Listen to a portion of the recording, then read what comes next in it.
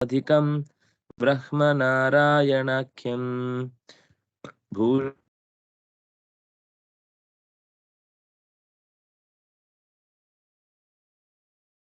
जलति दुहितुर्देवता मौलिरत्नम् चिन्तारत्नं जगति भजतां सत्सरोजद्युरत्नं कौसल्याया लसतु मम हृन्मण्डले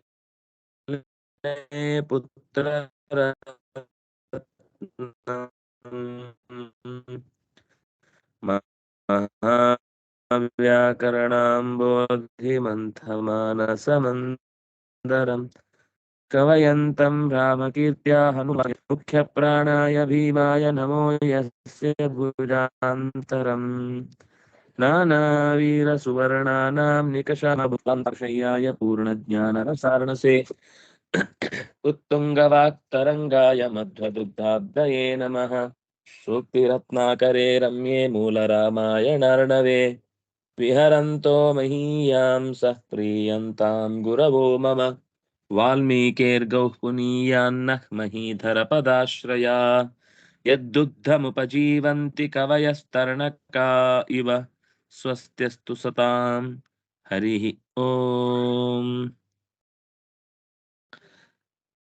ಸಂಗ್ರಹ ರಾಮಾಯಣದ ಚಿಂತಕರಿಗೆಲ್ಲ ಹೃತ್ಪೂರ್ವಕವಾದ ವಂದನೆಗಳು. ಈ ಸಂಗ್ರಹ ರಾಮಾಯಣದ ಅಯೋಧ್ಯಾಕಾಂಡದ 12ನೆಯ ಸರ್ಗದ 96-7 ಈ ಶ್ಲೋಕವನ್ನು ನೋಡಬೇಕಿದೆ. ಭರತ ಹೇಳಿದ ಎಲ್ಲ ತಾಯಿಯರು, ಹಿರಿಯರು, ಋಷಿಗಳು, ಪೌರರು ಎಲ್ಲರೂ ಸೇರಿ ಕೇಳ್ತಾ ಇದ್ದಾರೆ ಎಂದಾಗಲೂ ರಾಮನ ಉತ್ತರದಲ್ಲಿ ಯಾವುದೇ ನೋಡೋಣ ಆದ್ರೆ ಮಾಡೋಣ ಅಂತ ಯಾವುದೂ ಹೇಳಲಿಲ್ಲ. ಒಂದೇ ಉತ್ತರ ಕೊಟ್ಟಿದ್ದು, 14 ವರ್ಷ ಆದ್ಮೇಲೆ ಮತ್ತೆ ಬರ್ತೇನೆ. ಆಗ ಇವನು, ನಾನು ಕೂಡ ನಿನ್ನಂತೆಯೇ ನಾರುಡೆಟ್ಟು ಹುಟ್ಟು ನೀನು ಎಲ್ಲಿ ತನಕ ನನ್ನ ವಿಷಯದಲ್ಲಿ ಸಮಾಧಾನ ಹೊಂದುದಿಲ್ವೋ ಅಲ್ಲಿ ತನಕ ನಾನು ಉಪವಾಸ ಕೂತ್ಕೋತೇನೆ. ಪ್ರಾಯೋಪವೇಶ ಅಂದ್ರೆ ಅದಕ್ಕೊಂದು ಅರ್ಥ ಇರ್ತಿತ್ತು. ಹಿಂದಿನಿಂದ ಕೂತ್ಕೊಂಡು ಅಡಿಗೆ ಮನೆ ಮಾಡ್ಕೊಂಡು ಎದುರುಗಡೆಯಿಂದ ತಿನ್ನುವುದಿಲ್ಲ ಅಂತ ಬೋರ್ಡ್ ಹಾಕೊಂಡು ಕೂತ್ರೆ ಅಲ್ಲ. ಅದರ ನಿಷ್ಠೆಯನ್ನ ಹಾಗೆ ಕಾಪಾಡಿಕೊಂಡ್ರೆ ಆ ಉಪವಾಸಕ್ಕೆ ಖಂಡಿತ ಬಲ ಇದೆ. ಇವತ್ತೆಲ್ಲ ಉಪವಾಸ ಮಾಡಿದ್ರೆ ಆಗಲ್ಲ ಅಂತ ಹೇಳುವುದಿದೆ, ಆದರೆ ಪ್ರತಿಸ್ಪಂದಿಸುವ ಮನಸ್ಥಿತಿ ಕಮ್ಮಿ ಆಗಿದೆ ಅನ್ನೋದು ಸತ್ಯ. ಆದ್ರೆ ಜೀವನದುದ್ದಕ್ಕೂ ಹಾಗೆ ಬದುಕಿ ಅದನ್ನೇ ತನ್ನ ಜೀವನದ ಮುಖ್ಯ ಅಸ್ತ್ರವನ್ನಾಗಿಟ್ಟುಕೊಂಡಂತೂ ಅಂದ್ರೆ ಯಾವಾಗ ತುಂಬಾ ದೊಡ್ಡ ವಿಷಯಕ್ಕೋಸ್ಕರ ನಾವು ಒಬ್ಬೊಬ್ಬರೇ ಹೋರಾಡಿದ್ರೆ ಅದು ಹೆಚ್ಚು ಸಫಲ ಆಗದೆ ಹೋದೀತು. ಅದಕ್ಕೆ 100 ಜನ ಸೇರ್ಬೇಕು. ಹಾಗೆ ಯಾರೋ ಒಬ್ಬರೇ ಕೂತ್ರೆ ಅವರು 100 ಜನ ಉಪವಾಸ ಮಾಡಿದ್ರು ಅಂತ ಆದ್ರೆ ಅದು ಎಲ್ಲಿಗೂ ಬಿಸಿ ಮುಟ್ಟಲ್ಲ. ಆದ್ರೆ ಇಲ್ಲಿ ಭರತ ಬಿಸಿ ಮುಟ್ಟಿಸುವಷ್ಟು ಅಧಿಕಾರಿಯ ಸ್ಥಾನದಲ್ಲಿ ರಾಜನೇ ಆಗ್ಬೇಕಾದವನಾದ್ರಿಂದಾಗಿ ನಡೆಯತ್ತೆ ಅಂತ ಅಂದುಕೊಂಡು ಹೀಗೆ ಕೇಳಿದ. ನಿನ್ಗೇನು, ನಾನು ವನವಾಸಕ್ಕೆ ಹೋಗ್ಬೇಕಿದೆ, ತಂದೆ ಮಾತನಾಡಿಸ್ಬೇಕಿದೆ ಅಂತ ತಾನು ಯೋಚನೆ. ನಿನ್ನ ದಾಸನಾಗಿ ನಾನೇ ಮಾಡಿಬಿಡ್ತೇನೆ, ನೀನು ಊರಿಗೆ ಹೋಗು, ನೀನು ರಾಜ್ಯವನ್ನ ಆಳು ಅಂತ ಹೇಳಿ ಅಲ್ಲೇ ಒಂದು ಹುಲ್ಲಿನ ಹಾಸನ್ನ ಹಾಸಿ ಕೂತ. ಅವನನ್ನ ಭರತನ ಅಣ್ಣನಾದ ರಾಮಚಂದ್ರನ ನೋಡಿ ಅತ್ಯಂತ ಕರುಣೆಯಿಂದ ಈ ಮಾತನ್ನು ಹೇಳಿದ.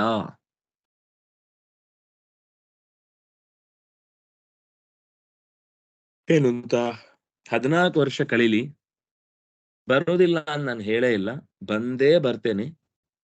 ಅಲ್ಲಿ ತನಕ ನೀನೇ ಈ ರಾಜ್ಯವನ್ನ ನೋಡ್ಕೊಳ್ಬೇಕಾದದ್ದು ನನ್ನ ಕರ್ತವ್ಯ. ಸತ್ಯಂ ಯಾಸ್ಯಾಮಿ, ನಿಶ್ಚಯವಾಗಿಯೂ ನಾನು ಹೋಗ್ತೇನೆ. ಹೀಗೆ ಹೇಳಿದಾಗ ಅವನ ಪ್ರತಿಕ್ರಿಯೆ ಏನಿತ್ತು ಭರತನದ್ದು ಅಂದು ನಾವು 99ನೆಯ ಶ್ಲೋಕ ನೋಡ್ಬೇಕಾದ್ದು. ವೈಷ್ಣವಿಯವರು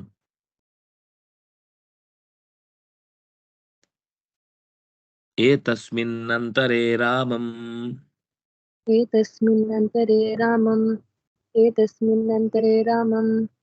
सम्प्रापुः परमर्षयः सम्प्रापुः परमर्षय देवोपदेवैः सम्मन्त्र्य देवोपदेवैः सम्मन्त्र्य दशग्रीववदार्थिनः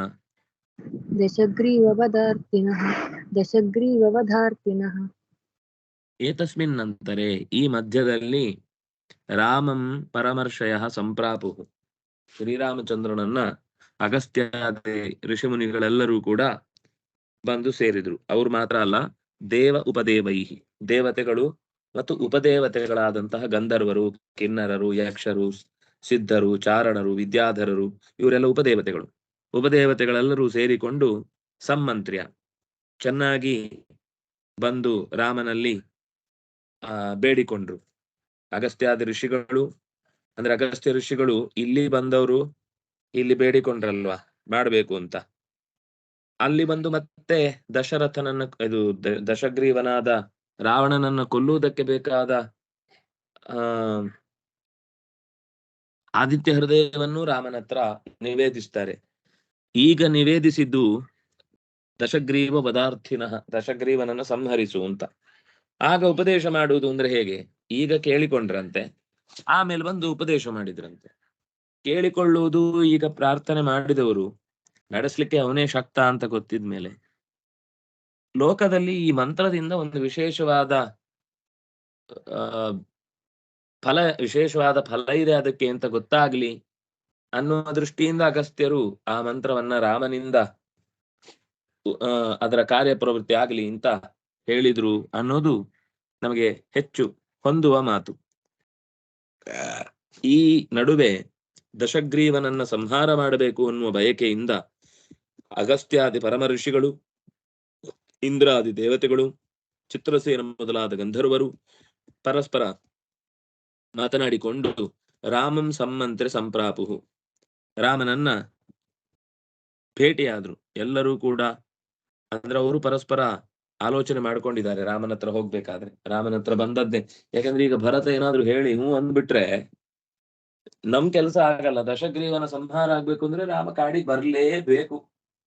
ಅರಮನೆಯಲ್ಲಿ ಇದ್ದಾಗ ಅವನು ಅಲ್ಲಿಗೆಲ್ಲ ಬಂದು ಉಪದ್ರವ ಕೊಡೋದಿಲ್ಲ. ಇಲ್ಲಿ ದಂಡಕಾರಣದಲ್ಲೇ ಅವನು ಬೀಡು ಬಿಟ್ಟಿದ್ದಾನೆ. ಇಲ್ಲೇ ಋಷಿಗಳಿಗೆ ಸಮಸ್ಯೆ ಆಗ್ತಾ ಇರುದು, ಇಲ್ಲೇ ಅವನ ಕಾರ್ಯಭಾರ ಶುರುವಾಗ್ತಾ ಇರುವುದು. ಎಲ್ಲಿ ಶುರುವಾಗಿದೆಯೋ ಅಲ್ಲಿಂದನೇ ಮುಗಿಸಿದ್ರೆ ಅವರನ್ನ ಬೇಗ ನಿಗ್ರಹಿಸ್ಬೋದು. ನಾವಿನ್ನೂ ನಿದ್ದೆ ಮಾಡ್ತಾ ಇನ್ನೂ ಅಯ್ಯೋ ದಂಡಕಾರಣ್ಯಕ್ಕೆ ಬಂದಿದ್ದಾನಲ್ವಾ, ಅಯೋಧ್ಯೆ ತನಕ ಬಂದಿಲ್ಲ ಅಲ್ವಾ, ಅವಾಗ ನೋಡ್ಕೊಳ್ಳೋಣ, ಇನ್ನು ಕೇರಳದಲ್ಲೇ ಇದೆಯಲ್ವಾ ಸಮಸ್ಯೆ, ಇನ್ನು ಕಾಶ್ಮೀರದಲ್ಲೇ ಇದೆಯಲ್ಲ, ಇನ್ನು ಪಶ್ಚಿಮ ಬಂಗಾಳದಲ್ಲೇ ಇದೆಯಲ್ಲ, ನಮ್ಮನೆ ತನಕ ಎಲ್ಲ ಹೇಳಿ ಶಿವಮೊಗ್ಗ ತನಕ ಬಂದಿದೆ ಗೊತ್ತಿಲ್ಲ ನಮಗೆ. ಆದ್ರೂ ಅಯ್ಯೋ ಬೆಂಗಳೂರಿಗೆ ಬಂದಿಲ್ಲಲ್ಲ, ಇಲ್ಲ ರೀ ಶಿವಾಜಿನಗರದಲ್ಲಿದೆ, ಅಯ್ಯೋ ತೊಂದ್ರೆ ಇಲ್ಲಪ್ಪ ನಮ್ಮ ಏರಿಯಾಕ್ಕಿನ್ನೂ ಬಂದಿಲ್ಲ, ಆಗ್ಲಿ ಬರೋ ತನಕ ಕಾಯೋಣ, ಆಮೇಲೆ ನಿಧಾನಕ್ಕೆ ಸಮಸ್ಯೆಯನ್ನು ಪರಿಹಾರ ಮಾಡ್ಕೊಳ್ಳೋಣ. ಇದು ನಮ್ಮ ಸ್ಥಿತಿ. ಆದ್ರೆ ದೇವತೆಗಳು ಹಾಗೆ ಮಾಡ್ಲಿಲ್ಲ. ಅವನು ದಂಡಕಾರಣದಲ್ಲಿ ಇರುವಾಗಲೇ ರಾಮನನ್ನ ಬೇಡಿ ಯಾಕಂದ್ರೆ ಹತ್ರ ಆಗುತ್ತೆ ಅಲ್ಲಿಗೆ, ರಾವಣನ ಲಂಕೆಗೆ ಹೋಗ್ಲಿಕ್ಕೆ ಹತ್ರ ಆಗುತ್ತೆ. ಇಲ್ಲಿರ್ಬೇಕಾದ್ರೆ ಪರಿಹಾರ ಮಾಡ್ಕೊಂಡ್ಬಿಡೋಣ. ಯಾಕಂದ್ರೆ ಎಲ್ಲಿ ಅವನು ಕಾರ್ಯ ಕ್ಷೇತ್ರವನ್ನ ಆಯ್ಕೆ ಮಾಡ್ಕೊಂಡಿದ್ದಾನೋ ಅಲ್ಲೇ ಋಷಿಗಳಿಗೆ ತುಂಬಾ ತೊಂದರೆ ಆಗಿದೆ. ಅವನು ಇದೆ ಅದು ವನವಾಸಕ್ಕಾಗಿ ಹೊರಟಿದ್ದಾನೆ ಅನ್ನೋದು ಭಗವಂತನಿಗೆ ಸಂಕಲ್ಪದಲ್ಲಿತ್ತು. ಆದ್ರೆ ದೇವತೆಗಳು ಯೋಚನೆ ಮಾಡ್ಬೇಕಾದಾಗ ರಾಮನ ಠಿಕಾಣಿ ಈಗ್ಲೇ ಇಲ್ಲಿ ಇದೆ, ಆದ್ರಿಂದ ಇನ್ನು ಅವನು ಅಯೋಧ್ಯೆಗೆ ಹೋದ್ರೆ ಮತ್ತೆ ಅಲ್ಲಿಂದ ಇಲ್ಲಿ ತನಕ ಕರೆಸುವುದಕ್ಕೆ ಬೇರೆ ಏನು ಕಾರಣ ಇಲ್ಲ. ಈಗ ಆದ್ರೆ ಇಲ್ಲಿ ಋಷಿಗಳ ಸಮಸ್ಯೆ ಗೊತ್ತಾಗ್ತಾ ಹೋಗುತ್ತೆ. ಆಗ ಅದು ಇನ್ನೂ ಸ್ವಲ್ಪ ಮುಂದೆ ಬಂದ್ರೆ ಇನ್ನು ಕಿಷ್ಕಿಂದೆ ಬರುತ್ತೆ, ಅದ್ರ ಕೆಳಗೆ ಬಂದ್ರೆ ಮಹೇಂದ್ರ ಪರ್ವತ ಬರುತ್ತೆ, ಅದ್ರ ಕೆಳಗೆ ಬಂದ್ರೆ ಇನ್ನೂ ಏನೇನು ಸಿಗುತ್ತೆ. ಅಲ್ಲೆಲ್ಲ ಬಂದಾಗ ಅವನ ಈಗಾಗಲೇ ಉಂಟು ಮಾಡಿದ ಅಪರಾಧದ ದೊಡ್ಡ ದೊಡ್ಡ ಕಾರ್ಯತಂತ್ರಗಳೆಲ್ಲವೂ ಕೂಡ ನಮಗೆ ತಿಳಿಯಾಗಿ ಅರ್ಥ ಆಗುತ್ತೆ. ಅರ್ಥ ಆದಾಗ ನಾವು ಅವನಿಂದ ತಪ್ಪಿಸಿಕೊಳ್ಬಹುದು, ಅವನ ಸಮಸ್ಯೆಯಿಂದ ತಪ್ಪಿಸಿಕೊಳ್ಬಹುದು. ರಾವಣನನ್ನ ಸಂಹಾರ ಮಾಡ್ಲಿಕ್ಕೆ ಇದು ಒಳ್ಳೆ ದಾರಿ ಅಂತ ಬೇಡಿಕೊಂಡ್ರು. ಏತಸ್ಮಿನ್ ಅಂತರೆ ದೇವಾಹ इन्द्रादिदेवाः चित्रसेनादयः गन्धर्वादयः अगस्त्यादि ऋषयः परस्परं सम्मन्त्र्य दशग्रीववदार्थिनः रामं सम्प्रापुः। रामं प्रति आगत्य पप्रच्छुः अस्माकं समस्यां परिहर, आगतायाः समस्यायाः निवारणं कुरु इति प्रार्थयामासुः इति अग्रे भवति। एतस्मिन् अन्तरे ngमुडागमसन्धि, एतस्मिन् अन्तरे षष्ठी सप्तमी भक्ति एकवचन, रामं द्वितीया भक्ति एकवचन, सम्प्रापुः आपुलव्याप्तौ लिट् प्रथमा बहु सम्प्रापुः, परमर्षयः प्राप प्रापतुः प्रापुः ಅಂತ सम् ಅನ್ನೋದು ಉಪಸರ್ಗ, परमर्षयः परमाश्च्युते ऋषयश्च परमऋषयः, कर्मधारय समास प्रथमा विभक्ति बहुवचन पुल्लिंग, देवोपदेवैः देवाश्च उपदेवाश्च देवोपदेवाः तैः देवोपदेवैः तृतीया भक्ति बहुवचन सम्मन्त्र्य ल्यप्रत्ययन्तमव्ययं दशग्रीवस्य वधार्थिनः दशग्रीव उदार्थिनः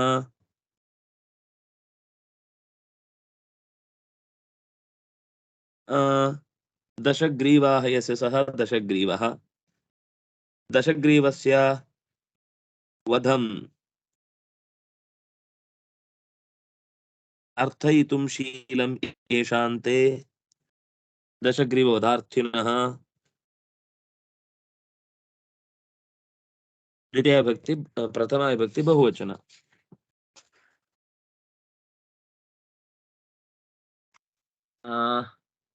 ಸ್ವಾತಿ ಅವರು ಇದ್ದೀರಾ? ಹಾ, ಇದ್ದೀನಿ ಆರ್ಯ. ते प्रोचुर्भरतं तत्र ते प्रोचुर्भरतं तत्र ते प्रोचुर्भरतं तत्र इदानीं पुरमेत्ययम् नेदानीं पुरमेत्ययं नेदानीं पुरमेत्ययं कृतकार्यविशेषस्तु कृतकार्यविशेषस्तु पुरीं रामो व्रजेदिति पुरीं रामो व्रजेदिति पुरीं रामो व्रजेदिति. ದೇವತೆಗಳೆಲ್ಲ ಪರಸ್ಪರ ಮಾತನಾಡಿಕೊಂಡು ರಾಮನಿಗೆ ಒತ್ತಾಯ ಹಾಕಿ ಪ್ರಾಯೋಪವೇಶಕ್ಕೆ ಕುಳಿತು ವಾಪಸ್ಸು ಅಯೋಧ್ಯೆಗೆ ಕರೆತರುವ ಮಹಾಪ್ರಯತ್ನದಲ್ಲಿರುವ ಭರತನನ್ನ ಸಮಾಧಾನಿಸುವುದಕ್ಕಾಗಿ ಮತ್ತು ಆ ಪ್ರಾಯೋಪವೇಶದಿಂದ ಹಿಂದೆ ಸರಿಯುವುದಕ್ಕಾಗಿ ದೇವತೆಗಳೇ ಅವನನ್ನು ಮಾತಾಡಿಸ್ಬೇಕು ಅಂತ ಅಂದುಕೊಂಡು ಬಂದವರು ತೇ ಅಂದ್ರೆ ದೇವಾಹ ತತ್ರ ಆ ಚಿತ್ರಕೂಟ ಪರ್ವತದಲ್ಲಿ ಭರತಂ ಪ್ರೋಚುಹು ಭರತನನ್ನ ಕುರಿತು ಮಾತನಾಡಿದ್ರು. ಏನು ಅಂತ, ಅಯಂ ರಾಮಃ ಇದಾನೀಂ ಅಯೋಧ್ಯಾಪುರಂ ನ ಏತಿ कृतकार्यविशेषः एव रामः पुरीं व्रजेत् इति प्रोचुः. ತತ್ರ ಅಂದ್ರೆ ಆ ಚಿತ್ರಕೂಟ ಪರ್ವತದಲ್ಲಿ ತೇ ಆ ಋಷಿಗಳು ದೇವತೆಗಳು ಎಲ್ಲರೂ ಸೇರಿ ಭರತಂ ಪ್ರತಿ ಭರತನನ್ನು ಕುರಿತು ಅಯಂ ರಾಮಃ ಈ ರಾಮಚಂದ್ರನು ಇದಾನೀಂ ಈಗಲೇ ಪುರಂ ಅಯೋಧ್ಯಾಪುರವನ್ನು ನ ಏತಿ ಸೇರುವುದಿಲ್ಲ, ನೇದಾನೀಂ ಅನ್ನುವಲ್ಲಿ ನಾ ಇದೆ, ಪುರಂ ಏತ್ಯಯಂ ಅನ್ನುವಲ್ಲಿ ಏತಿ ಅಂತಿದೆ. ಏತಿ ಅಂದ್ರೆ ಹೋಗುವುದು, ನ ಏತಿ ನೈತಿ ಹೋಗುವುದಿಲ್ಲ.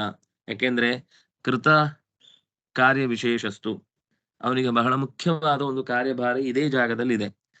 ಕೃತ ಕಾರ್ಯ ವಿಶೇಷಸ್ತು ಕಾರ್ಯ ವಿಶೇಷವನ್ನ ಕೃತ ಮಾಡಿ ಆದ ಮೇಲೆ ಈಗ ಇಲ್ಲಿ ನಡೆಸಬೇಕಾದ ಮುಖ್ಯ ಕಾರ್ಯವನ್ನು ನಡೆಸಿದ ಮೇಲೆ ರಾಮಃ ಪುರೀಂ ರಜೇತ್ ರಾಮನು ಮರಳಿ ಅಯೋಧ್ಯೆಯನ್ನ ಸೇರಬಹುದು ಇತಿ ಪ್ರೋಚುಹು ಹೀಗೆ ಅಂತ ಹೇಳಿದ್ರು. ದೇವಾಹ ಋಷಯಃ ಉಪದೇವಾಹ ಸರ್ವೇಪಿ ಸಮ್ಮಿಲಿತಾಃ ರಾಮಃ ಯತ್ರ ಚಿತ್ರಕೂಟೆ ಅವಸತ್ ತತ್ರೈವ ಆಗತಾಃ ಆಗತ್ಯ ಚ ಭರತಂ ಪ್ರತಿ ತೇ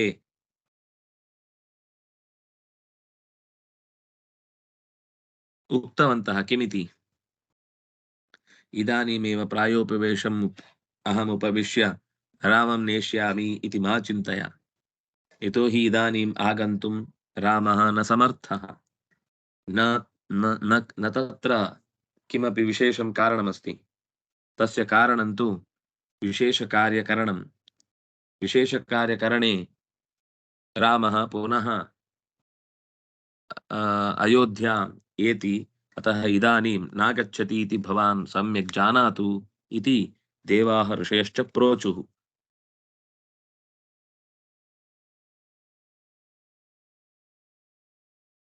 ऊदुः ಹೇಳಿದರು ते प्रथमा विभक्ति बहुवचन पुल्लिंग प्रोचुः लिट् प्रथमा एक वच परिभाषणे भरतं द्वितीया विभक्ति एकवचन तत्र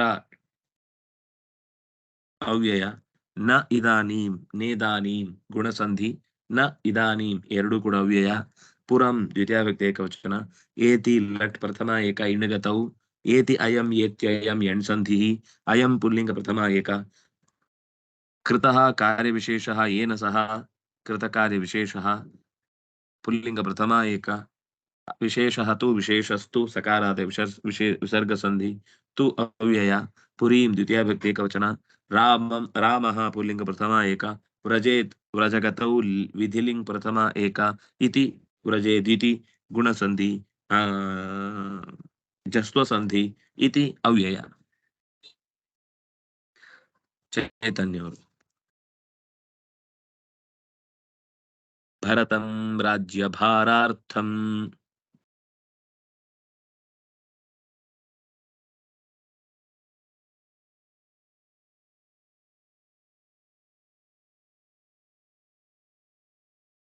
इल्वा भरतं राज्यभारार्थं लोठन्थं धरणीतले लोठन्तं धरणीतळे याचमानं पुनर्दृष्ट्वा याचमानं पुनर्दृष्ट्वा वसिष्ठो राममब्रवीत् वसिष्ठो राममब्रवीत् भरतं राज्यभारार्थं लोठन्तं धरणीतले याचमानं पुनर्दृष्ट्वा वसिष्ठो रामम् अब्रवीत् राज्यभारार्थं ರಾಜ್ಯವನ್ನೇ ನಡೆಸುವ ಹೊರೆಯನ್ನ ರಾಮನ ಮೇಲೆ ಹೇರುವುದಕ್ಕಾಗಿ ಧರಣ್ಯಾತಲೇ ಲೋಠಂತಂ ಧರಣೀತಲದಲ್ಲಿ ಪ್ರಾಯೋಪವೇಶಕ್ಕೆ ಕುಳಿತು ಹೊರಳುತ್ತಾ ಇರುವಂತಹ ಭರತನನ್ನ ಕುರಿತು ವಸಿಷ್ಠ ಪುನಶ್ಚ ಯಾಚಮಾನಂ ಮತ್ತೆ ಮತ್ತೆ ಬೇಡ್ತಾ ಇರುವಂತಹ ಪುನಶ್ಚ ಯಾಚಮಾನಂ ಭರತಃ याचमानं भरतं दृष्ट्वा श्रीरामं प्रति अब्रवीत्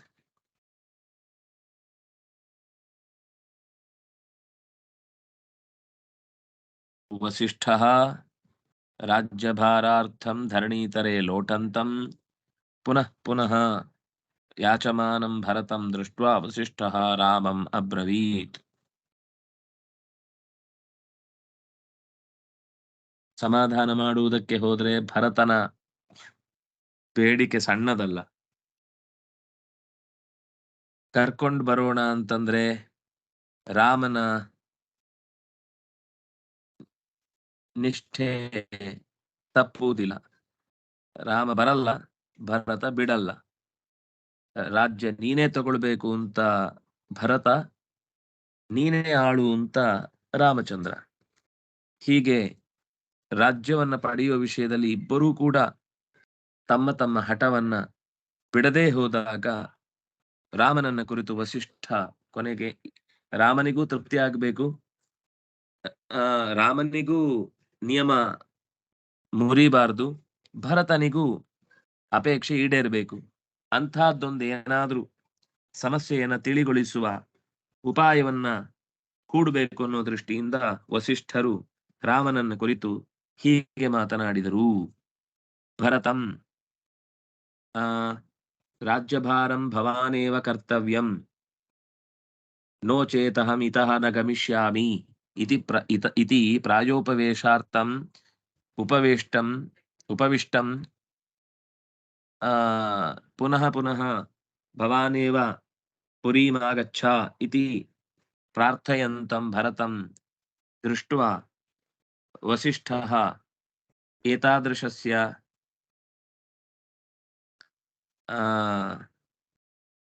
एतादृश्याः जनसमस्यायाः परिहारं कर्तुं वसिष्ठः एवम् अब्रवीत् रामं प्रति अवदत् किमिति भरतं द्वितीया विभक्ति एकवचन राज्यभारार्थं राज्यम् एव भारः राज्यभारः तेन आर्तः राज्यभारार्थः तं राज्यभारार्थं ರಾಜ್ಯವನ್ನೇ ಹೊರು ಅನ್ನುವುದಕ್ಕಾಗಿ ಆರ್ತ ಅಂದ್ರೆ ದುಃಖಿತ ನನಗೆ ರಾಜ್ಯವೇ ಭಾರ ಅಂತ ದುಃಖ ಪಡ್ತಾ ಇದ್ದಂತಹ ಭರತನನ್ನು ಕುರಿತು ಧರಣೀತರೆ ಲೋಠಂತಂ ಧರಣಿ ತಳೆ ತಳ ಅಂದ್ರೆ ನೆಲ ಭಾಗವನ್ನ ಹೇಳುವುದು ಧರಣಿ ತಳೆ ನೆಲದಲ್ಲೇ ಪೂರ್ತಿ ಲೋಠಂತಂ ಹೊರಳಾಡುತ್ತಿರುವ ಪರಿಭ್ರಮಂತಂ ಎಲ್ಲವೂ ಕೂಡ ಲೋಠಂತಂ ದ್ವಿತೀಯ ಭಕ್ತಿ ಏಕವಚನ ಲೋಠನ್ ಲೋಠಂತೌ ಲೋಠಂತಹ ಲೋಠಂತಂ ಶತ್ರು ಪ್ರತ್ಯಯಾಂತ ಶಬ್ದ ದ್ವಿತೀಯ ಭಕ್ತಿ ಏಕವಚನ ಪುಲ್ಲಿಂಗ ಧರಣಿ ತಲೆ ಧರಣ್ಯಾಹ ತಳೆ ಧರಣಿ ತಲೆ ಸಪ್ತಮಿ ಭಕ್ತಿ ಏಕವಚನ ನಪುಂಸಕಲಿಂಗ ಯಾಚಮಾನಂ ದ್ವಿತೀಯ ಭಕ್ತಿ ಏಕವಚನ ಶಾನಚ್ ಪ್ರತ್ಯಯಾಂತ ಶಬ್ದ ಪುನಃ ಅವ್ಯಯ ದೃಷ್ಟ್ವಾ ತ್ವಾ ಪ್ರತ್ಯಯಾಂತಂ ಅವ್ಯಯಂ ಪುನರ್ದೃಷ್ಟ್ವಾ ರೇಫಾದೇಶ ವಿಸರ್ಗ ಸಂಧಿ ವಸಿಷ್ಠ ಪುಲ್ಲಿಂಗ ಪ್ರಥಮ ಏಕ ರಾಮಂ ದ್ವಿತೀಯ ಭಕ್ತಿ ಏಕವಚನ ಅಬ್ರವೀತ್ ಲಂಗ್ ಪ್ರಥಮ ಏಕ ಬ್ರೂಜ್ ವ್ಯಕ್ತಾಯಾಂ ವಾಚಿ ಸುಧಾ ಅವರು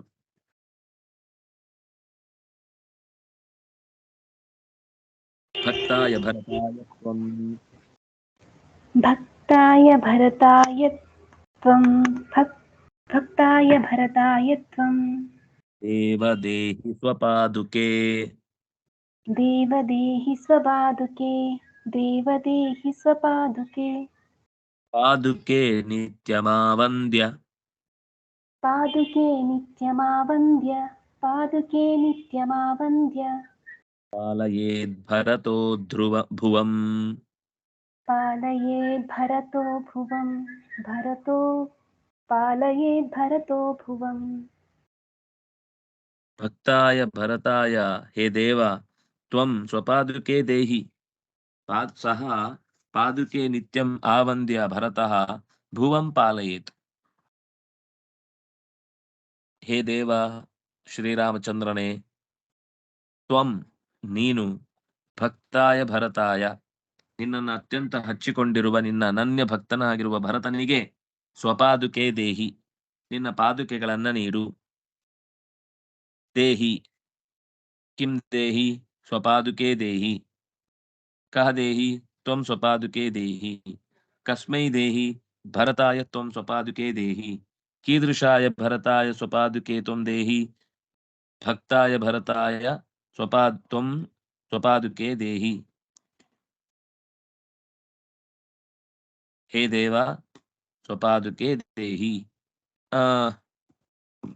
ಪಾಲಯೇತ್ ಕಹ ಪಾಲಯೇತ್ ಭರತಃ ಪಾಲಯೇತ್ किं पालयेत् भुवं पालयेत् कथं पालयेत् आवन्द्य पालयेत् किं आवन्द्य पालयेत् पादुके आवन्द्य पालयेत् कदा आवन्द्य पालयेत् नित्यं पादुके आवन्द्य भरतः भुवं पालयेत्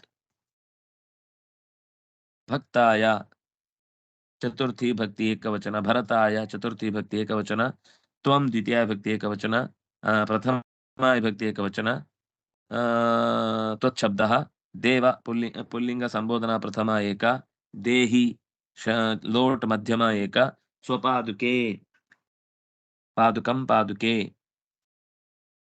द्वितीया विभक्ति द्विवचन पादुके द्वितीया विभक्ति द्विवचन नित्यं अव्यय आवन्द्य लप्रत्ययन्तमव्ययं पालयेत् विधिलिंग प्रथमा एक पालरक्षणे भरतः पुल्लिंग प्रथमा एक भुवं स्त्रीलिंग द्वितीया विभक्ति एकवचन ನವನಿಧಿಯವರು. ವಸಿಷ್ಠವಾಕ್ಯಮಾಕರ್ಣ್ಯ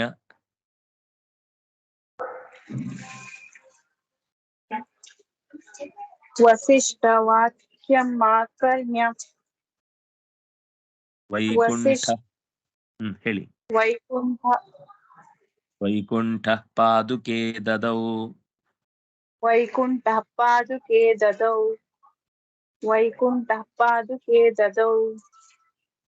ಸೌವರ್ಣೇ ತೇ ದದನ್ಮೂರ್ಧ್ನಿ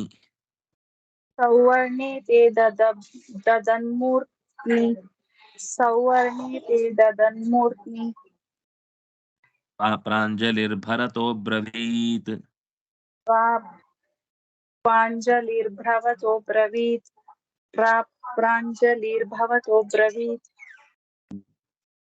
ವಸಿಷ್ಠವಾಕ್ಯಂ ಆಕರ್ಣ್ಯ ವೈಕುಂಠಃ ಪಾದುಕೆ ದದೌ ಸೌವರ್ಣೇ ತೇ ದದನ್ಮೂರ್ಧ್ನಿ ಪ್ರಾಂಜಲಿಃ ಭರತಃ ಅಬ್ರವೀತ್. ವೈಕುಂಠಃ ಶ್ರೀರಾಮಚಂದ್ರನಿಗೆ ಇನ್ನೊಂದು ಹೆಸರು. ಕುಂಠತೆ ಇಲ್ಲದವ, ವೈಕೃತಿ ಇಲ್ಲದವ, ವೈರಾಗ್ಯದ ಶಿಖಾಮಣಿಯಾಗಿ ಇದ್ರೂ ವೈಭವವನ್ನು ಕಳೆದುಕೊಳ್ಳದವ. ಯಾವ ವೈಭವವೂ ಕೂಡ ಆತನಲ್ಲಿ ಕುಂಠಿತಗೊಳ್ಳುವುದಿಲ್ಲ. ಆದರೆ ಲೋಕದಲ್ಲಿ ಸರಳ ಜೀವನ ಹೇಗೆ ಅನ್ನೋದನ್ನ ಯಥಾವತ್ತಾಗಿ ರಾಮನಾಗಿ ತೋರ್ಪಡಿಸಿದ್ದಾನೆ. ಆದರೆ ಅವನು ಆಗ್ಲೂ ವೈಕುಂಠನೇ. ಅದೇ ಒಂದು ರೂಪದಿಂದ ವೈಕುಂಠದಲ್ಲಿ ಅಧಿಪತಿಯಾಗಿ ಇದ್ದಾನಲ್ವಾ. ಕಾಡಿನ ಯಾವುದೇ ವಸ್ತುಗಳ ಅಭಾವ, ಅದರಿಂದ ಆಗುವ ಸಮಸ್ಯೆ, ಇದು ಯಾವುದು ಕಾಡುವುದು ಸಾಧ್ಯವೇ ಇಲ್ಲ. ಎಲ್ಲದರ ಜೊತೆಗೆ ಇರುವವನು. ಆದ್ರಿಂದ ವೈಕುಂಠ ಶ್ರೀರಾಮಚಂದ್ರ ವಸಿಷ್ಠ ವಾಕ್ಯಂ ಆಕರ್ಣ್ಯ, ವಸಿಷ್ಠರ ಮಾತನ್ನ ಕೇಳಿ ಪಾದುಕೆ ದದೌ, ಪಾದುಕೆಗಳನ್ನ ಕೊಟ್ಟ. ಅಂದ್ರೆ ಇದು ಅವನು ಬರುವಾಗ್ಲೇ ಪಾದುಕೆಯನ್ನ ತಂದಿದ್ದಾನೆ, ರಾಮನ ಪಾದದ ಎದುರುಗಡೆ ಇಟ್ಟು. ಇಲ್ಲ ಅಂದ್ರೆ ರಾಮ ಇನ್ನು ಮುಂದೆ ಪಾದಯಾತ್ರೆ ಮಾಡ್ಲಿಕ್ಕಿಲ್ವಾ? ನಮಗೆ ಸ್ವಲ್ಪ ಪರಿಚಯ ಇದ್ರೆ ಅದು ಚೆನ್ನಾಗಿ ಗೊತ್ತಾಗುತ್ತೆ.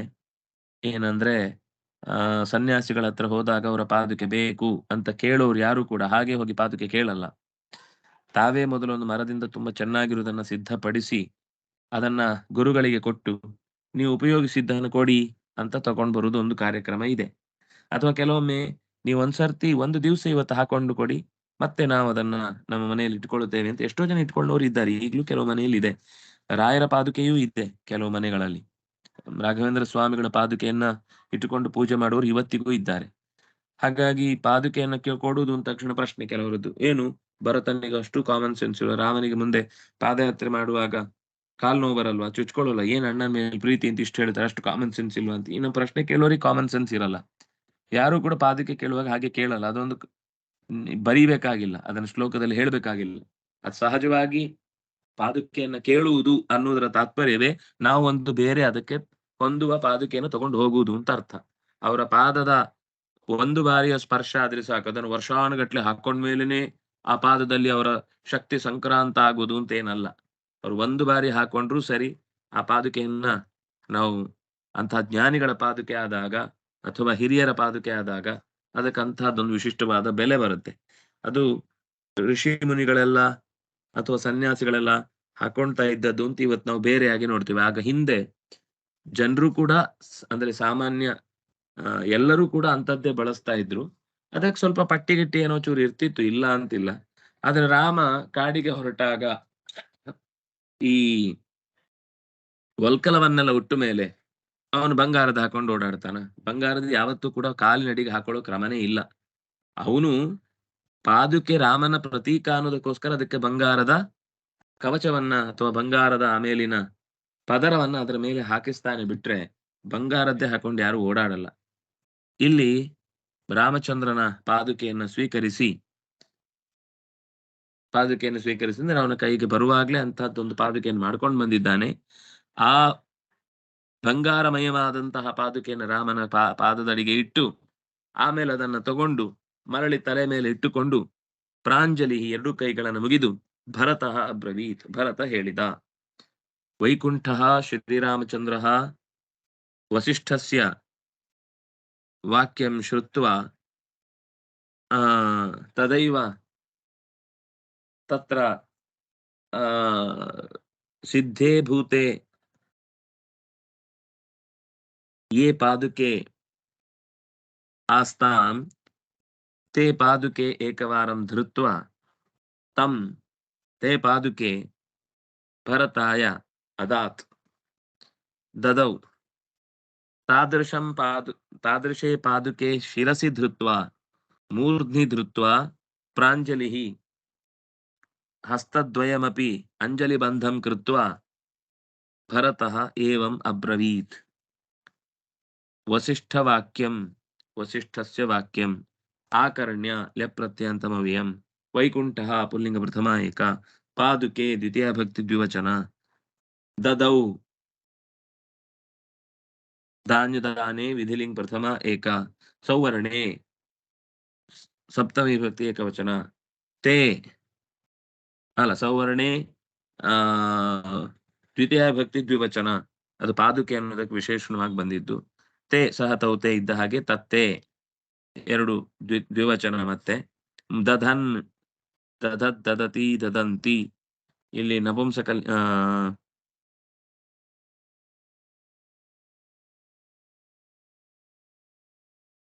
ಧರಿಸುತ್ತಾ ಅಂತ ಇರುವುದಾದ್ರಿಂದ ದದತ್ ದದನ್ ಮೂರ್ಧ್ನಿ ದದನ್ ಮೂರ್ಧ್ನಿ ದದತ್ ಮೂರ್ಧ್ನಿ ದದನ್ ಮೂರ್ಧಿ ಅನುನಾಸಿಕ ಸಂಧಿ. ಮೂರ್ಧ್ನಿ ಸಪ್ತಮಿ ವಿಭಕ್ತಿ ಏಕವಚನ. ಪ್ರಾಂಜಲಿ ಪ್ರಥಮ ವಿಭಕ್ತಿ ಏಕವಚನ. ಭರತಃ ಪುಲ್ಲಿಂಗ ಪ್ರಥಮ ಏಕ. ಅಬ್ರವೀತ್ ಲಂಗ್ ಪ್ರಥಮ ಏಕ. ಇಷ್ಟು ಇವತ್ತು ನಾವು ನೋಡ್ಬೇಕಾಗಿದ್ದ ಶ್ಲೋಕಗಳನ್ನು ನೋಡಿದ್ವಿ. ಮತ್ತೆ 9:30 ಭಗವದ್ಗೀತೆಯ ಮಾತು ಮತ್ತೆ ಭಜನೆಯ ಕಾರ್ಯದಲ್ಲಿ ಸೇರೋಣ. ಗುರುರಾಜೇತ್ಯ ಮೊನ್ನೆ ಎಷ್ಟಾಯ್ತು? 17 ಆಯ್ತಾ? ಸುಧಾ ಅವರು 17 ಆಗಿದೆ ಸರ್.